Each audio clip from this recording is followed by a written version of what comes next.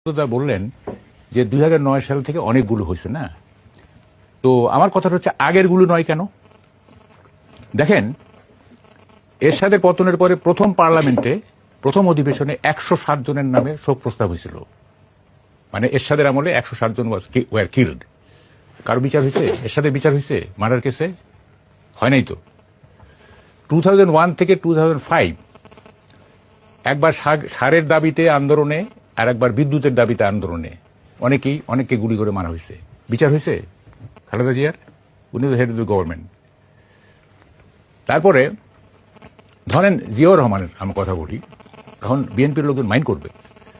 Anthony মাসকারানহাসের বইতে আছে 1140 জনকে ওয়ার হ্যাংড, মানে আর্মি আর কি।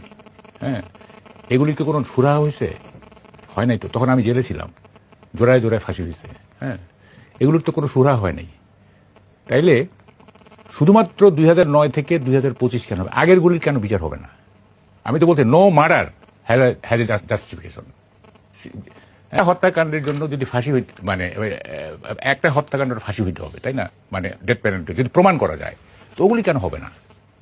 হ্যাঁ, তার মানে কি? মানে দেখেন, অপকর্ম সবাই করছে, হ্যাঁ, কিন্তু মানে দোষ হয়ে যাচ্ছে সব হাসিনার। আপনি কেন পপুলার? আপনিও তো হত্যা করছেন, আর হাসিনা কেন আনপপুলার?